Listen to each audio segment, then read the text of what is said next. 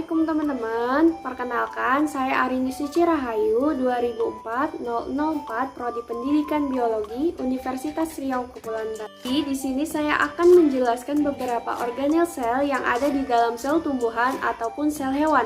Sebelum itu, saya akan kasih tahu kalian terlebih dahulu apa itu organel dan apa itu sel.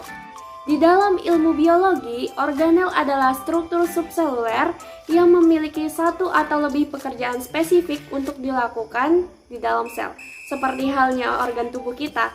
Nah, sedangkan sel adalah satuan unit terkecil makhluk hidup yang merupakan dasar penyusun bagian-bagian tubuh.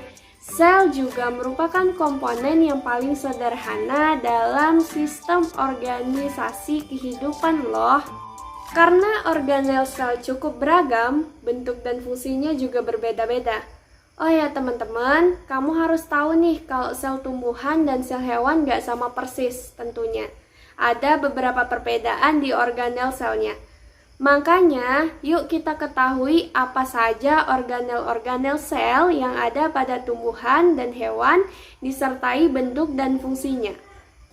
Yang pertama, ada badan mikro. Nah teman-teman, badan mikro bentuknya bulat, memiliki membran dan berisi kristal protein. Badan mikro ini letaknya tersebar di sitoplasma. Ada dua macam badan mikro, yaitu peroksisom dan glioksisom. Peroksisom ada di sel tumbuhan dan hewan. Fungsinya untuk menetralkan racun dan menghasilkan enzim katalase. Enzim katalase itu bakal menguraikan hidrogen peroksida atau H2O2 yang bersifat racun menjadi air atau H2O dan oksigen O2 yang sifatnya netral. Sementara itu, glioksisom hanya ada di sel tumbuhan dan fungsinya itu untuk metabolisme lemak. Jadi nanti dari lemak akan diubah menjadi karbohidrat. Kedua, lisosom. Lisosom cuma punya selapis membran aja teman-teman. Di bagian membran lisosom ada jalur keluar masuknya protein atau disebut juga dengan protein transport. Nah, di bagian dalamnya ada lapisan fosfolipid atau lipid bilayer. Nah, lisosom berfungsi untuk pencernaan nitrasel karena mengandung enzim hidrolitik. Nah, enzim hidrolitik ini akan menghancurkan zat asing yang masuk ke dalam sel. Oh iya teman-teman, lisosom ini cuma ada di sel hewan. Alasannya karena kalau di sel tumbuhan fungsi lisosom bisa digantikan sama vakuola.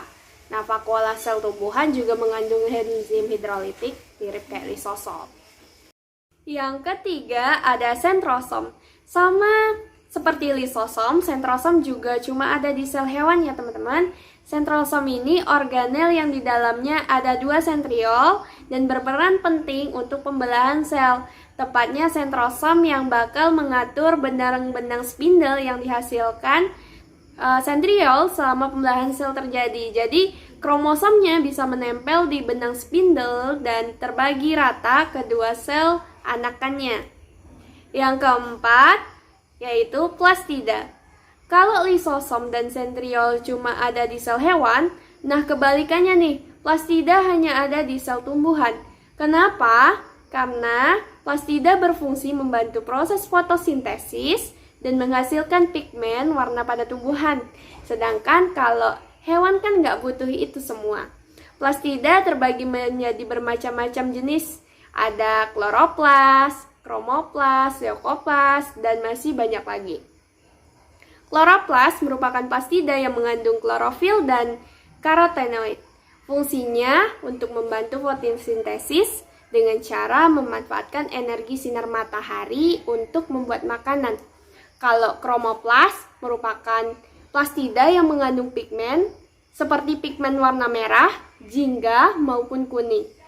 Fungsinya untuk memberi warna pada bunga. Nah, leukoplas merupakan plastida yang nggak berwarna. Fungsinya untuk menyimpan cadangan makanan. Baik, itu saja penjelasan mengenai organel sel. Semoga bermanfaat ya teman-teman. Wassalamualaikum warahmatullahi wabarakatuh.